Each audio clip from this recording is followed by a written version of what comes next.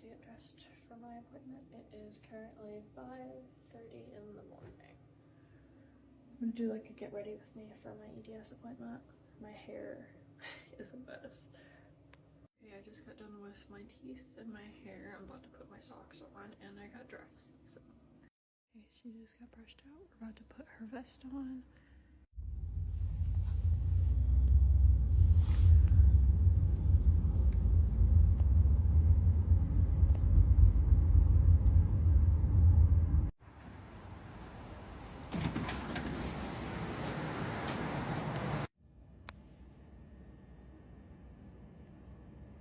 Out where I can get changed.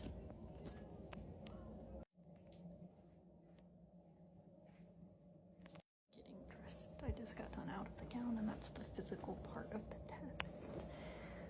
Where did I put my socks? Oh, here they are. And then,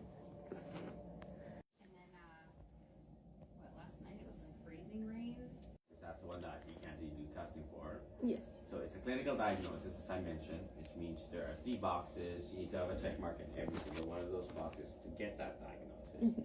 First box focuses on how flexible you are. That's the score system called bite, and that's pretty much a lot of things.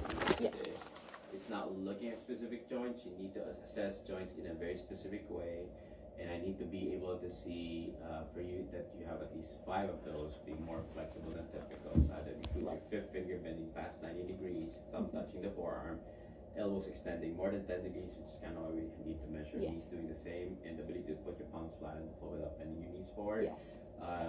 That's the only one we're not able to do, but you only needed 5 and you're getting 6. So I don't think you need that. So that's a check mark for the first box. Yes. Second box is further subdivided into 3 smaller boxes. To get a check mark here, you need to get 2 out of the 3. First smaller box is a list of 12 findings, combination of physical examination and history. You need to get 5 out of 12, and you're getting at least 5 out of 12 to check. For this to be checked, I need to be able to say I've ruled out other things. Okay, so we just need to rule out the other things. If we ruled out like the vascular type for you, then that means you have a hypermobile EDS diagnosis. Okay. If you test positive vascular type, then that means that's your type of EDS, because you can't. Okay. In this one, you can have a rheumatologic. You can't have both at the same kind of, yeah. So that's correct. You're either getting one or not, and not the other. Okay, yeah. If there's a family history of that, then that means that that's. To be honest, like in the same family, you're more likely to have the same type, because you can't really pass on like a different type. It doesn't work that way. You either have that type.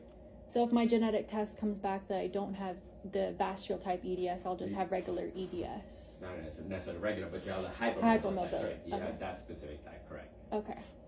That makes sense? Yeah, that made sense. I just wanted to double check that I was following along. Yeah, so that's, because, I mean, to be honest, if we didn't have that, we'd probably pursue testing anyways, but let me just see. Okay, so I'm home, and to explain everything that you just seen, I have hypermobility EDS, what it is right now. He is doing the genetic test to make sure that I don't have the vascular type of EDS based on my history of heart problems and having POTS and a whole bunch of other stuff that's like family history. He's doing genetic testing to rule out other connective tissue disorders rather than hypermobility EDS. So he's like, you have EDS, we're ruling out everything else. And if your vascular test comes back normal, you just have hypermobility EDS. So it's official. I have my official hypermobility EDS diagnosis. I have EDS and I'm getting a wheelchair for it. My wheelchair vendor comes next week, I think.